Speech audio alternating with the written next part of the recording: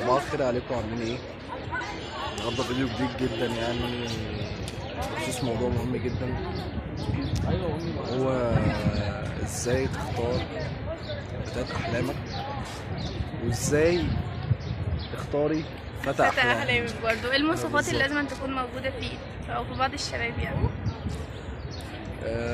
عامة انا هبدأ بالنقطة بتاعتي انا الاول. تمام، ابدا انت. قول لي بقى ايه المواصفات اللي لازم تكون موجوده في الشاب مثلا.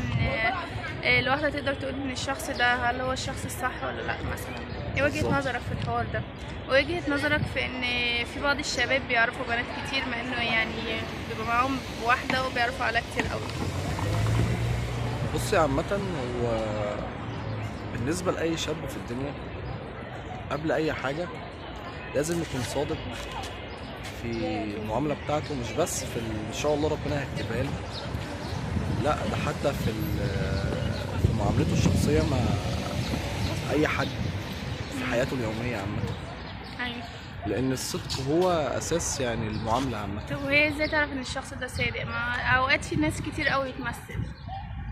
فعلا أغلبية الشباب فعلا أغلبيتها في كتير قوي بتمثل، بيمثلوا ان هم كويسين ده وبيطلعوا حتى عكس بيبقى كده. فيه فعلا صح، حتى في بيبقوا متجوزين مثلا بيبقى عندهم حاجة اسمها تعدد، ومفيش عندهم اكتفاء ذاتي عامة بالإنسان اللي معاهم. يعني انت ايه وجهة نظرك أنا او وجهة الحاجة اللي مثلا تأكد؟ يعني هي مش تأكد لان مفيش حد بيبقى متأكد اوي طبعا، بس ايه العلامات اللي ممكن تبين ان الشخص ده فعلا كده او ان الشخص دوت كويس بجد مش كذب؟ العلامات اللي ممكن تبين بتيجي مع العشرة، ما ينفعش مثلا مع الافعال قصدك يعني؟ طبعا والمواقف.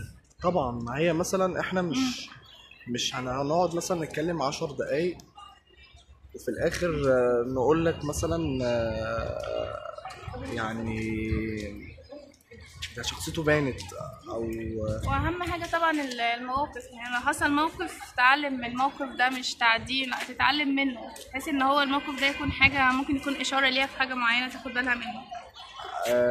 هو الصدق اساس المعامله.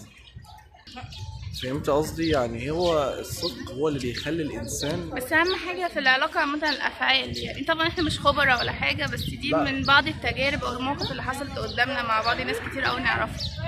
طبعا. يعني اهم وبعدين حاجه الموقف ما تقدروش يعني. وبعدين انا عايز اقول لك حاجه لاي حد عامه، يعني ممكن يبقى في شاب بيحب واحده بس هو للاسف غير متقبل، فانا مثلا شايف ان هو لازم ياخد فرصته، ولازم ان انت مثلا تنتظريه. طبعا انا عارف ان اي انتظار بيبقى ليه حد، يعني اي حاجه ليها طاقه، بس انت كل حاجه لها تضحيه. يعني هي بتحبه جامد فهي تضطر انها تضحي، انها تستنى عشان الشخص ده عايز بيعمل حاجه بيعملها حتى لو تحت ضغط الظروف يعني. انا عارف النقطه ديت، بس انت يعني انا عايز اقول لك حاجه. هو للاسف ممكن تكون ظروفه غلبان، يعني مثلا انا الحياه بتكلم على الاجتماعيه. البنت عامه. لا انا بتكلم دلوقتي